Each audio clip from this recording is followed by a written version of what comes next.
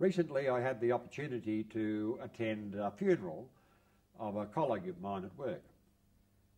These funerals run the same pattern of all those that I've attended.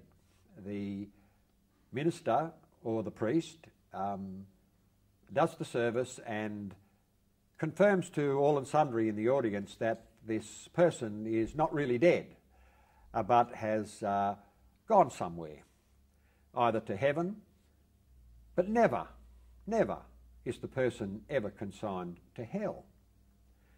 One therefore wonders what the common perception of this idea of hell is. There's this attitude out there in the world that hell is a place of the eternal torments of the wicked, that their soul will go there to be eternally tormented in the flames of destruction. However, when one comes to examine the word hell, one finds that it comes from an old German word which was transported over into the English many hundreds of years ago. The word hell had the meaning of a covering. Now that's very common even in today's language. A person who thatches a roof was called a hellier. A person who wore a type of thing upon their head to protect themselves, they wore a helmet. And the word therefore has that basic meaning, to cover.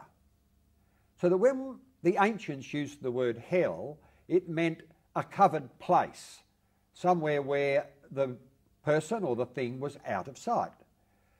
However, when we come to today's time, the word hell is constantly associated with the idea of the place where the wicked go to be tormented. Now in the Hebrew language, the word which we find translated hell in our King James Version comes from the Hebrew word Sheol. And the word is translated in three different ways in the Old Testament. It's either translated as hell in a very few cases. Most cases it's translated by the word grave or the word the pit. And it was a word which was used to describe the place where the dead went. That is, they went into the pit. The Old Testament knows nothing about eternal torments being there for those who have gone into the pit or the grave or into hell. So that the Hebrews knew nothing about eternal torments. When we come, however, into the New Testament, we find that the translators had to use the word hell as a description of the Greek word Hades and of another Greek word, Gehenna. Now, it's terribly confusing the way the translators have used those two words throughout the New Testament. In the first instance, hell from the Greek word Hades simply means a place where the dead go. It's got nothing to do or not associated necessarily with eternal torments. So that the word hell, or the word which in the Greek is Hades, is commonly rendered in the New Testament by the word grave. So that where did Jesus go? He made his grave with the wicked. What grave? That is, the sepulchre in which he was buried was the grave, or they interned them in the ground, which was the grave or the pit. Now that's the common way in which the word is used. However, the translators confused things, confused them greatly, by translating the Greek word Gehenna by the same word, hell, whereas there's a distinct difference between those two particular places. What is Gehenna? Turn up, go to encyclopedia, go anywhere and look up the word Gehenna, and you'll find it's made up of two words which simply means the Valley of Hinnom. Now the Valley of Hinnom was a location not under the ground for eternal torments.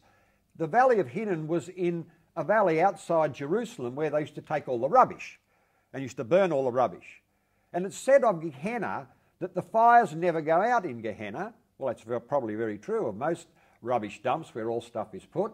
And as well as that, the worms in Gehenna never die, meaning that there's constant usage by the worms to turn the rubbish into different things, so that we can see that when one reads the New Testament and sees in there the word hell, we need to check and make sure which of the two words is being used, because all the expressions in the New Testament that relate to fire and to judgment in hell are the words that's used in relation to the Valley of Hinnom. So if you wish to find out exactly what the word hell means, the best place to go is to your Bible. Read the passages and check the places where hell is used to see whether or not it's the word for the grave or it's the word which is used to tell us about the Valley of Hinnom. Get your Bible out and read it.